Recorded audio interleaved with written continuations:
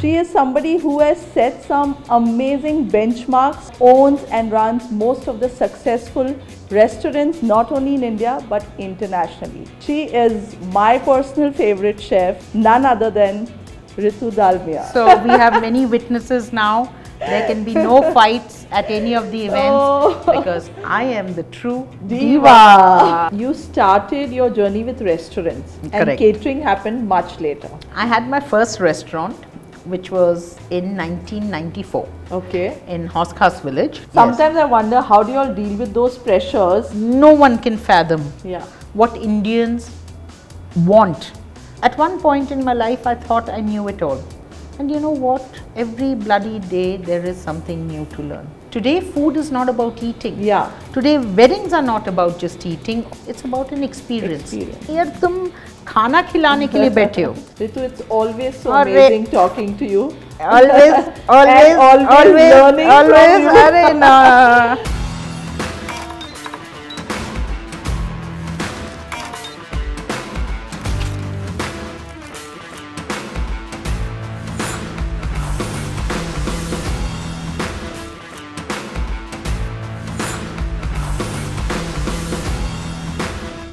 Welcome to the Wedding Podcast.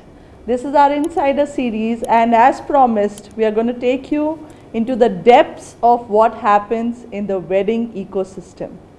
Our guest today is the most celebrated female entrepreneur chef in the country. She is somebody who has set some amazing benchmarks for a lot of them to yet catch up with, which nobody has been able to do. She is my personal favorite chef. She is not only an entrepreneur who runs one of the most amazing catering outfit in the country, but owns and runs most of the successful restaurants not only in India but internationally. She is the true diva of the food industry, none other than Ritu Dalmia. Aarti, can I tell you?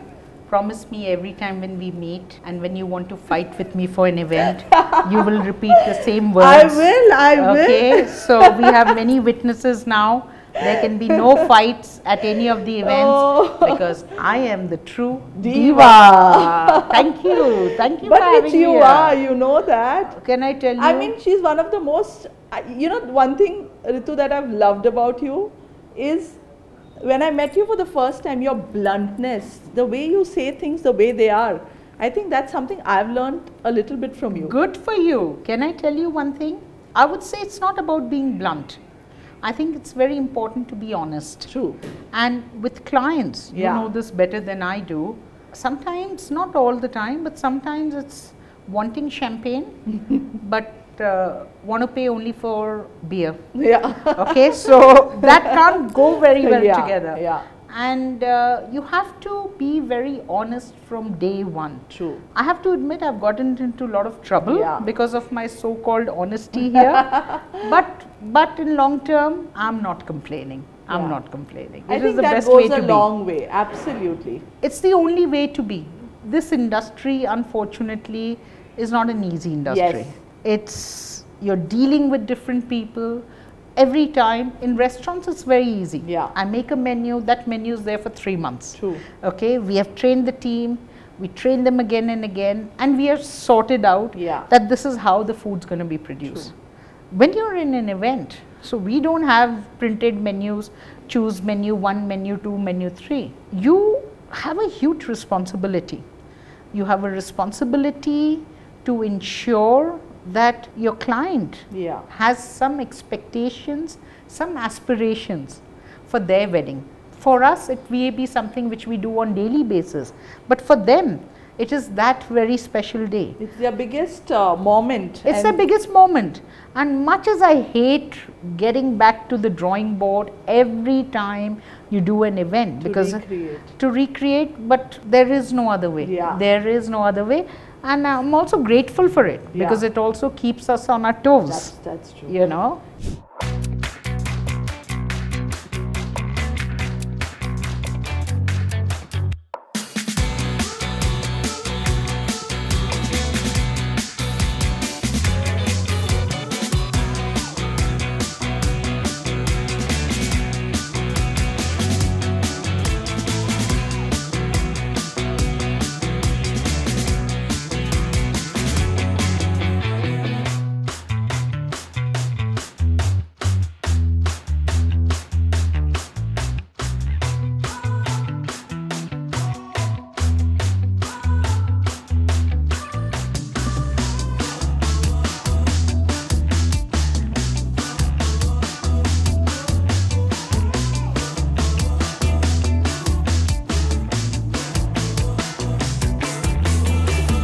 firstly, I'd like to thank you for giving us the opportunity to step into your workspace so deeply this morning. I have nothing to hide. And go through this amazing experience of food trials, because honestly, that's the Insider series that we want to take to our audience, where we wanted to show them that how you'll actually reinvent, work on your menus, do your food trials, and the way you were giving feedback, you and the entire senior management team of Diva. It was so amazing, and there's so much work going behind the scenes. You know, that's something which I think all our audience is going to love it when they see. But I'd like to hear from you, how often this happens? You said insiders thing. Now, my God, am I in trouble? Not at all. I mean, whenever I hear, what if my deep secrets come out? But you see, these trials happen very often. Okay. And every time I'm in Delhi, they have to happen. Okay. Every time we try something new. So don't forget, a part of my work in catering is the food that we produce. Yeah.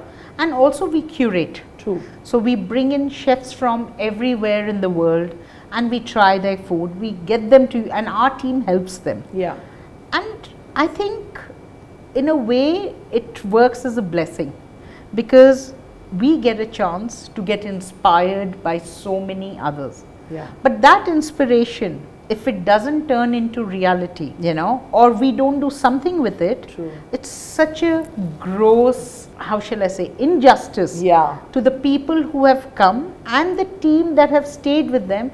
Because if you have not learnt anything new, what's the point? I'm 52, going to be 52. And at one point in my life, I thought I knew it all. And you know what? Every bloody day there is something new to learn.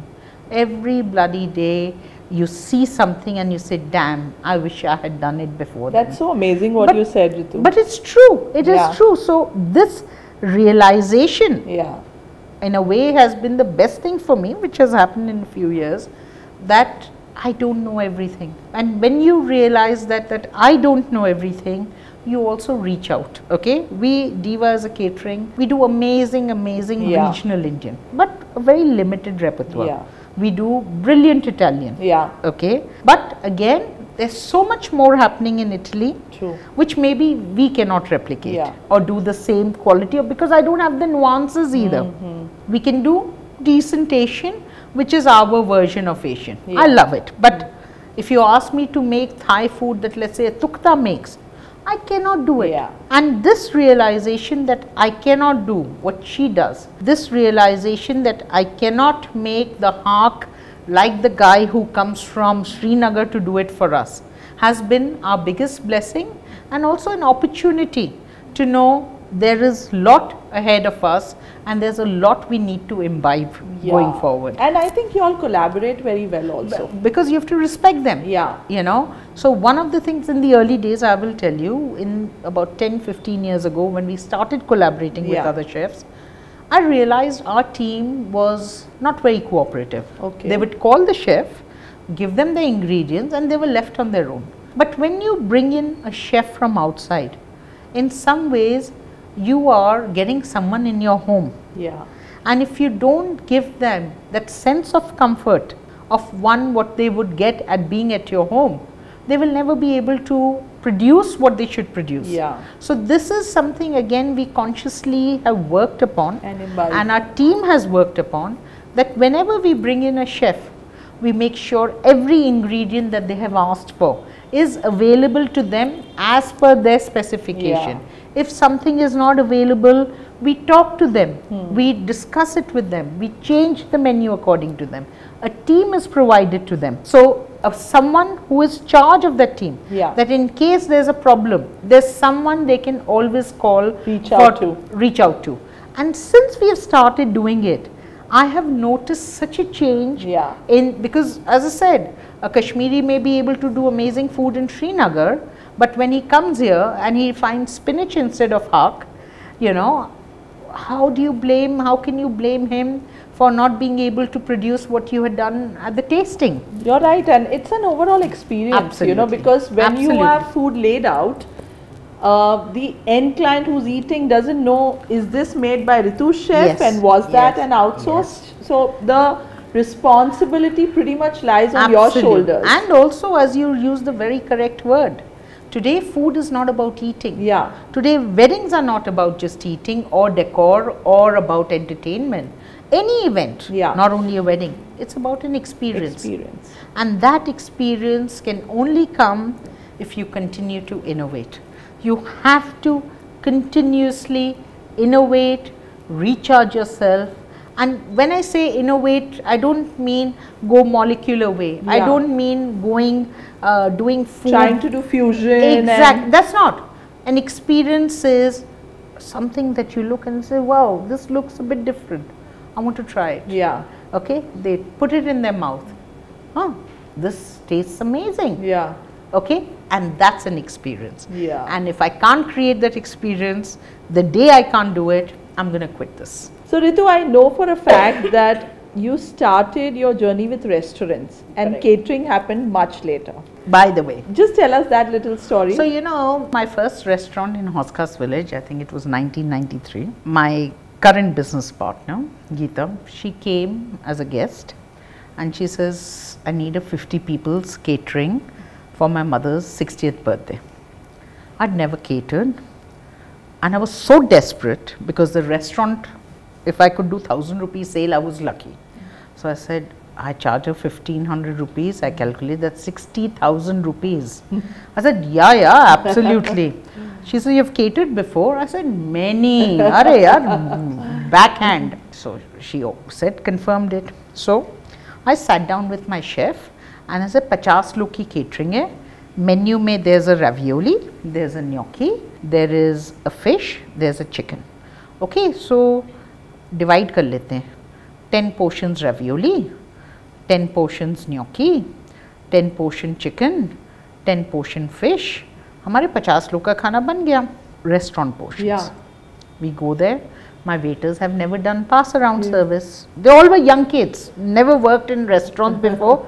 So crepes was one of the starters. So the restaurant crepe is this size. Yeah. He's carrying a plate of plated crepe of the restaurant as a pass around. And everyone's saying, you bloody fool, how are we going to eat out of it? Buffet has been set up. 10 pieces of fish, 10 pieces of chicken, okay, 10 pieces of ravioli. And the guest comes and takes, everyone takes one portion. 11th guest doesn't have a fish to eat. And Geeta got, she said, okay, this girl doesn't know what she's doing. Immediately ordered some butter chicken or whatever to get the thing. And I said, shit, I have made a huge mess. Now what do I do? And the funny part is she paid me for it. So I went to her office with a jar of caponata with a note saying, I'm hanging my head in shame. Please take your money back, etc. She says, no, you keep the money.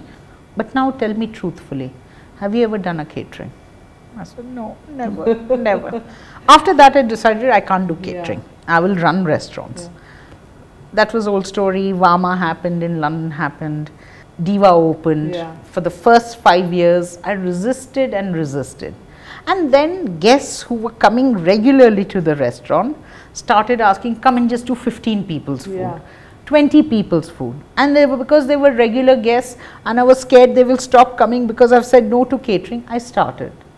And it was another world. And suddenly I was a bit older, a little bit wiser. I was not a 20-year-old kid anymore. I didn't serve restaurant size portions. And that's how some domestic catering happened. Then there was a Jindal wedding in Florence in 2009. And Raju Shetty, who was the groom's father, called me up out of the blue and he says, you've been recommended to me by a friend that you know Italy better than anyone else. Please help me curate the menu. And before that, I had done some books on Italian food. I had done some TV shows in Italian food, which actually was my biggest asset. Because when I was doing those TV shows, I was a producer, I was a writer, I was everything because NDTV had no money that time. So I was doing a lot of research, calling every friend. We were going to small villages, trying different street food which you have never, even the Italians had never heard of it. So I, in that process, actually gained so much knowledge about Italian food across the country that I used that for Raju's son's wedding in Florence. Wow. And that was the beginning for international events. We are sitting here in 2024 and I am still so grateful to them. One of the largest catering companies you built. Not, can I tell you, that's where you're wrong. We are not large. We are actually a small catering company. We are restauranteurs who just happen to do catering as well. Okay, so let's get that sorted out. I know you want to be very humble about it, and you know, the good part is, while I was listening to your story, Ritu, very few speakers will come out so honestly to say that my first event I messed it up. You know, I mean, this is what I really love about you. And let me tell you, when I say large, what I mean is the scale that you all have able to manage over the years. Correct. You know, so I mean, scale we can do. Yeah. But let me also tell you, can I do 10 big scale weddings in a month? I cannot do it because I cannot maintain the quality. Correct. So when I say I'm not a large catering company, because if you compare our catering turnover, it is nothing compared to any of the other catering companies. We are much lower. We are much lower because if I do a large event today, I can't do 3 days later, I can't do 3 days before. So because in a way, without sounding arrogant, for me, it's a matter of pride, ego, whatever you may call it. If we cannot deliver better than anyone else, it's a pressure I put on myself and on my team. I don't want to do it. But that's the ethos you built over the years. Absolutely. That's the rule book you've created for yourself. Which also means that our growth will always be to an X. Yes. Scalability when it comes to quality. At least that's what I believe in. Yes, you cannot do it. You cannot. No. I mean, these are two different dynamics in our space. Absolutely. So no, in fact, it's very funny you say that about this lot, because every client of mine also says, oh, Ritu, you are now, you know, everywhere, everyone is using you. I said, because those people are as discerning as you are. Okay, that's why they're using me, not the other. But we'll never go beyond a point. We'll never be able to. And the thing is, Diva is not expensive. If you look at, you know, again, there's a myth that Diva is a very expensive company. If you compare it to our other caterers, we are sometimes even cheaper. True. But because there is no extra charge for the quality we produce, people have this perception that we are expensive. But I don't want to be a bigger company than this.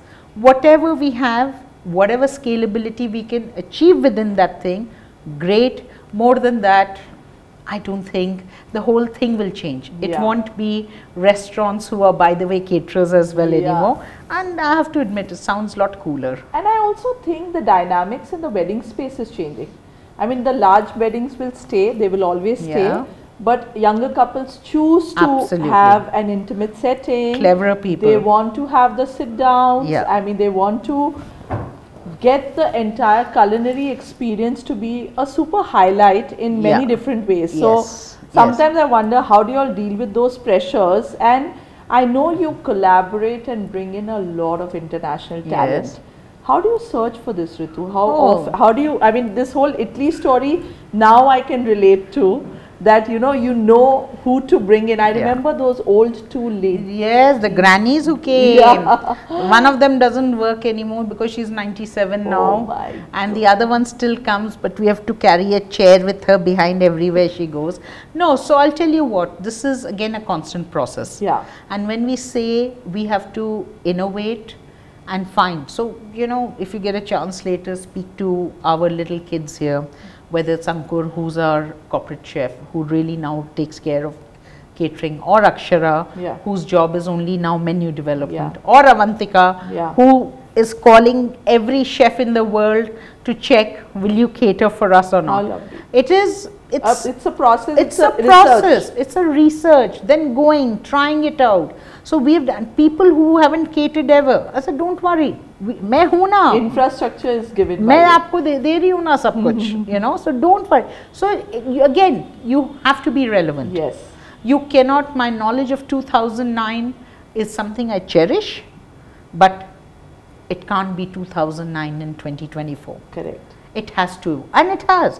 There's some classics, some jewels you'll always use, but you have to also, don't forget, like you said, the youngsters, they want an experience. The same things happening in the food space. Yeah. There's so many amazing, brilliant young chefs who are coming, who are doing a brilliant job. We did a huge wedding recently, which I will not name who we did it for. For 2 events, I curated the entire menu. And what we did was, we bought all the chefs from India who were not known. Okay. Okay, so there were no Indian accents, etc. from our side, who I love. Yeah. By the way, there's no question on it. We got people like Potbelly. Okay, nice. Okay, which is a great restaurant in Delhi in the Bihar Sadan. Yeah. We got a Kashmiri restaurant, Sarposh, from Bangalore. We got Mustard Cafe from Goa. We got Cavatina Avinash Martin from Goa. Yeah. We got Chef Reggie Matthews from Chennai. Correct. We got Marwadi caterers from Jaipur. All of them who are not the so-called limelight chefs or in stars. And again, each one had only one reservation.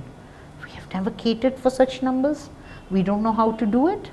And can I tell you, the end product was so beautiful. Yeah. It was so beautiful that almost felt like I'm a mummy to all of them. So this is again the process that you have to continue, which is innovation, which is research. So we have now started a program for our chefs. So again, we know maybe North Indian food very well, but regional Indian food is also very important. Very important. Okay, and however fancy the wedding may be, if your Indian food is not up to the mark, you fucked it up. No, totally. You fucked it up over big the 6 days, eventually people crave for they need it. They will try everything, but the last bowl will be Indian for that tripti. Yeah. Okay. So our team went to Varanasi. Yeah. Okay. They did research on everything that Varanasi is famous for. Not only for the chaat, but for the pan, for the makhan malai, for the malai toast, for the lassi. Okay. And now this process will continue. Yeah. Because if they need to check if the food of other vendors is in order, their nuances, their taste buds also need to be enhanced. Yeah. And they need to taste it at the source. Correct. Because what you taste at the source, you know, whenever young kids come to me that we want to become a chef, we want to learn Italian food, can we train with you? I said, don't waste your money going to a culinary school. Take a backpack. Go and live in Italy for 1 month, eat everywhere, and you won't need any culinary school, you won't need any training anywhere else, because you got to taste it at the source. So I'm a purist that way, whether it's Indian, whether it's regional, whether it's Asian, whether it's European. So for me, being honest to the authenticity of the food is very, very important. You can be creative, you have to be creative, play around with it. But if I'm eating a butter chicken, the gravy has to taste of cashew, it has to be at least 5,000 calories and it has to be makhan marke. Otherwise, what's the shortcuts. point? No shortcuts. No shortcuts at all. Ritu, talking of this whole consolidation and bringing in the talent from different parts, I know it sounds easy, but to maintain the uniformity in terms of quality, hygiene, safety, security, it's quite a mammoth task. It is. While we are at the Diva office and we are deep diving, it's so important to understand about the operations also. And hence we are going to segue into a conversation with Ankur Sood, who's the group executive chef of Diva. Hi Ankur. Hello, thank you for having me here. Thank you for making the time. You know, I saw you this morning at the trial. You were super busy discussing, you know, with all your chefs before the tasting was getting rolled out for Ritu, and I overheard or eavesdropped some conversations about ye aise nahi, ye aise hona chahiye tha types also. I'm sure that's pretty much the regular drill jo aap karte hain. Absolutely. So this is a part of being a chef every day. You know, these kind of stuff. Yeah. We always try to execute in front of chef. So there's a lot of deep thought, planning, the way we are going to execute those dishes, what is going to come as a garnish, what is the equipments which are needed for that specific, the dish we are preparing. Correct. So a lot of deep thought has, goes through to decide that menu which we have to do as a food trial. Then a lot of briefing has to happen with the team, and initial trials has to happen with me, and if I approves, then everything has to go through Chef Ritu. That's amazing. Quite a process, this is. And tell me one thing, while you work with these, you've got chefs over different age groups. I'm sure there's young kids who enter the space, and then there's very senior chefs who are working. You yourself are a very, very young, executive chef. How do you do this people management? So, is it just your charm, or? No, it's not that. It's just, I've been working in the industry since 15-16 years, and I bring in a lot of experience from different parts of India, working with different hotels and restaurants. I've always dealt with different people of different ages, whereas they were a part of my team or from the front of the house or from the utility department, but I've always dealt with them. The key thing which I felt, to deal with anybody, whosoever it is, maybe a younger or a elder to you, is you have to stay really, really humble. And you have to listen. You have to listen to everybody. Yeah. I think being humble is the best part. True. If you're humble, people are going to listen to you. They will respect you. They'll understand, what you're trying to say. And that's worked for you. Yeah. Our line in the kitchen is really, really tough. Yeah. It's like a adrenaline rush which goes into you every time you're in the kitchen, and you are always fire around ovens, you are working at a high temperature, there's a lot of pressure, orders has to come out very quickly in the restaurants, and then still you have to maintain that calm to talk to your team nicely. I think just being humble and being nice to my team, I've always managed to handle Get the best out of them. Correct.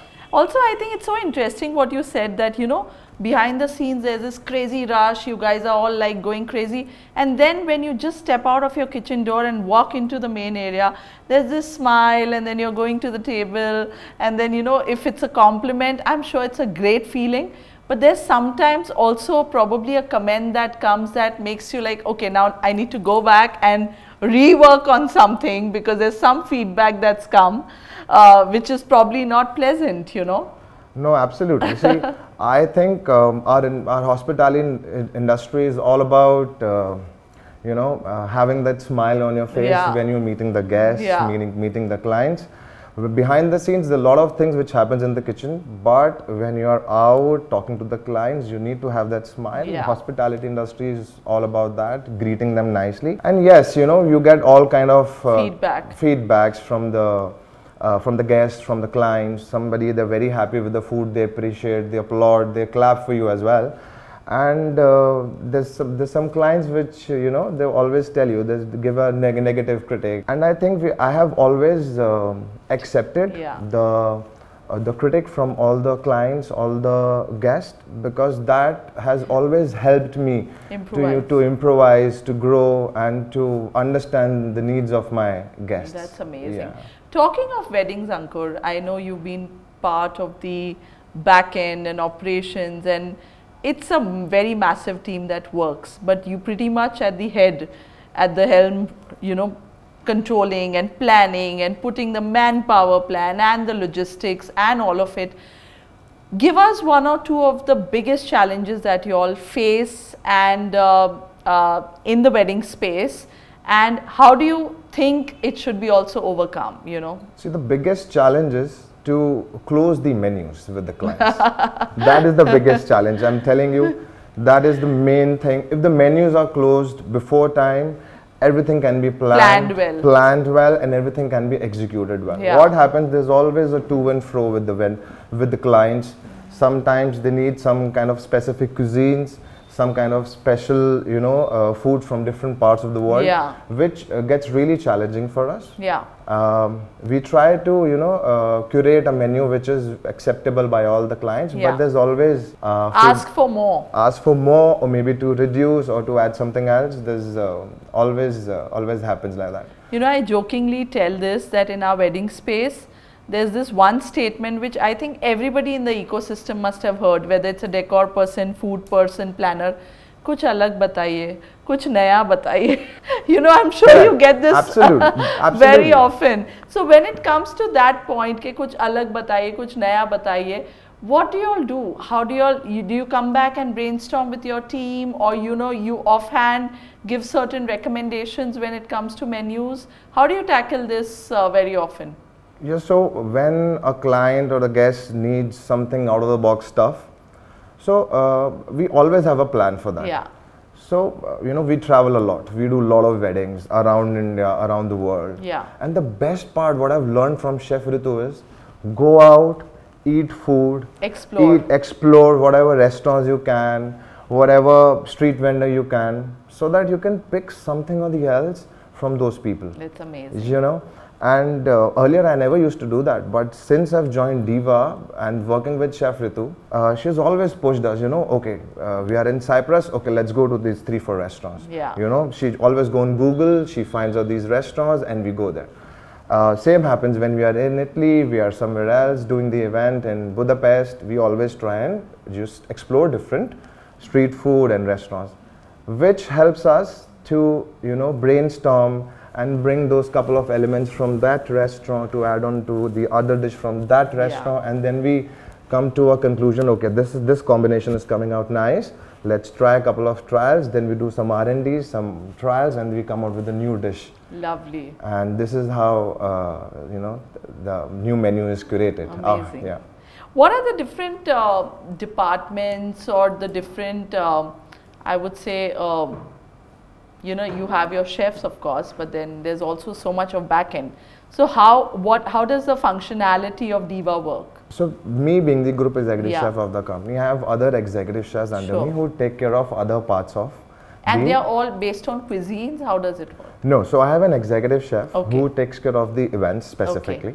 Who leads the events. Then I have an executive chef who takes care of Mumbai operations. Oh, that's the, you mean to say the restaurants? The restaurant as well as the catering. Oh, okay. So we've recently opened a base kitchen in Mumbai itself. So now Diva is easily accessible, guys. So you, all of you can, you know, hire us as a catering partner, F&B partner if you guys want to. We are in Mumbai now. Yeah. Yeah. That's amazing. Yeah. But I'm sure you all were catering before, but I think with the base kitchen, things get even better for y'all. Yeah. Absolutely. So actually what used to happen, a lot of Mumbai clients wanted Diva food to be they always felt your presence is not there. Not there. And there's a lot of, you know, logistics and other expenses when you go all the way from Delhi to Mumbai, you hire a base kitchen, you do your basic prep and then everything. Now we have our own base kitchen and we are open for events in Mumbai. That's congratulations for that. Thank you so much. Yeah. Thank you so much. Yeah. So so you have an executive chef in Delhi,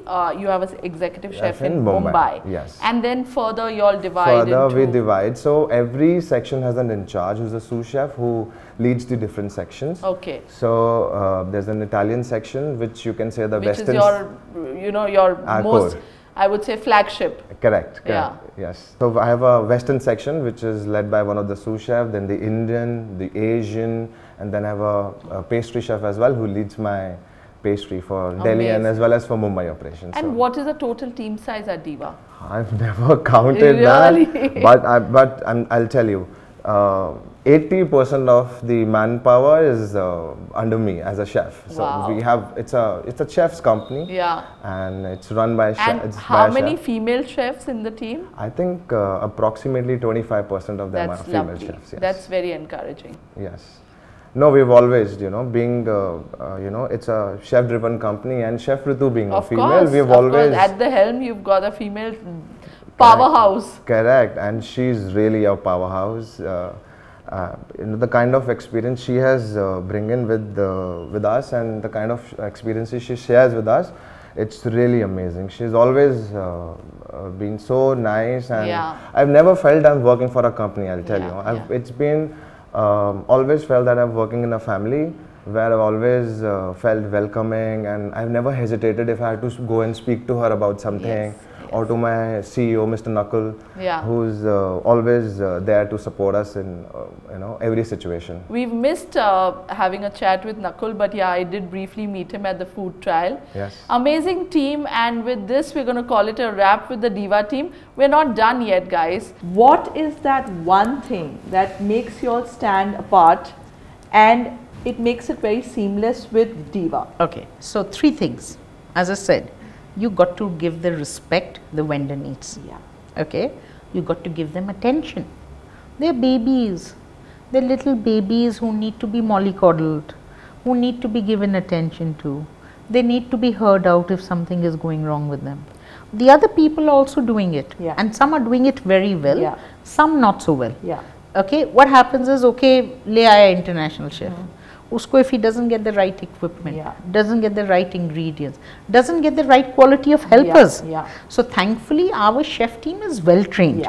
So if I bring in an Italian team, okay, the people who are helping them know their Italian basics. So it makes it easier for them. People who are helping the Asian team are Asian chefs. So I think that's quite a differentiator. Very, and like I said, you got to mollycoddle them. You got to, because they have also come to a strange new country, new working environment, and they're not in their own kitchen. Today, if I have to work in another kitchen where I don't know my way around, it's not easy. So you got to put yourself in their shoes, and I think that's what makes us better than many other people, because it's just not about bringing in. And as I said, health, hygiene. In some ways, I'm also anal about it. You know, because you got to be, gone are those days when, you know, you would have big kadhai and parats of food left open, you know, and there's nala se makhi ja rahi hai and chefs usi mein ungal maar rahe hain. Those days are over. You know, so you have to be aware of it and do whatever is possible in the circumstances you have. You know, unfortunately we can't have the same circumstances. Like I said, if you go to my kitchen in Italy, you can eat off the floor. Okay, you can eat off the table. I can't do that. I'm being very honest. You can't do that in my kitchens in India, because there are many things which are not in my. The temperature is not in my control. The dust is not in my control. You know, the makhi machhar is not in my control. So there are many things which are not in my control. But from our point of view, just as important it is to evolve with the taste, it's also to evolve with the operational side of it. You know, so, you know, talking of, as you mentioned about chefs coming into your home to cook, it's like that. Likewise, when we go abroad and work with hotels, I've had some horror experiences where the catering company is trying to teach the head chef at the hotel that I'm going to tell you now what needs to be done. Now that's his home. You know, so when the roles are reversed and when you go international, what is the rule book one should follow? Again, just the way when they have come to my home and I have to be hospitable, when I go into their home, I have to behave like a guest, not the owner of the house. Okay. My first statement that I always make when we have to work in someone's kitchen, because you always find when you go, the defenses are up. They're saying, why the hell are they bringing this Indian woman? And such a big team. And such a big team. They think we are not capable. We don't know how to cook. And you have to make them explain. It's not about your skill set. What is the problem is the expectations of the client, because no one can fathom what Indians want for their weddings and how important the food part is. And the variety. And the variety. And everything should be hot. This cold canopy. So first thing we do is say, look, we are here in your kitchen. Okay, we are not here to step on your toes. We are only here because the client, what the expectation is so different culturally. So we are here just to ease the path. Okay, so immediately I find there is a comfort level there. And this is, like I said, you be nice, you be polite, they do everything for you. I've had situations where something wasn't working in the hotel where we were working. There was a hotel next door where we had worked for another event. We called them up and we said, look, this is not working. Can we come to your kitchen and do it? and they allowed us so happily. So that's what I'm saying. That's a relationship. It's a relationship. But you know, Aarti, relationships is not only with clients. Yes. Your relationship as a food supplier is with your vendors as well. Person who supplies you your waiters, person who supplies you your crockery, person who's giving you various, you know, chefs, etc. And relationships actually go a long way. They are the only things that let you float absolutely. above. No. And you know, when there's a contingency, if you are well connected, you have the credibility, the respect. That's what saves you. Aarti, if I have a question which may not be related to your event or whatever, I've picked up the phone and spoken to you, no? And vice versa. Why? Because it's a relationship thing. Absolutely. It's not about threatening. True. You can't say, I am the dada, I am the big boss. Anyway, you shouldn't be doing that in the hospital. Here, tum khana khilane ke liye baithe ho. You are here to feed people. So, feeding cannot come when you have large egos. You need to have that sense of hospitality, that spirit of generosity. Whether it is feeding people, whether it's dealing with your vendors, or whether it's dealing with your clients. Lovely. You know. Ritu, it's always so amazing talking to you. Always learning from you. But thank you. We've had my pleasure. Lovely pleasure. Chit chat with you. Chit chat. I like that word. Let's do a new chart based on this chit chat with you, Aarti. Thank you for having me. Thank you. It's nice talking to you. Just not about buffet tables and buffet lengths. And about problems that we face in events. That's a story for another day. Another time. When the cameras are off. That's when we retire. A book. Okay, a really super scandalous book, but not when we retire, after we are dead. Okay, it has to be published after we are dead. Thank you so much.